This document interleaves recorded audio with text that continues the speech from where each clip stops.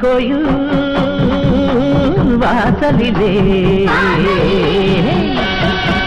தை பொங்கல் வைப்போம் பூங்குயிலே ஒன்னாக பொங்க வைக்கும் நாடு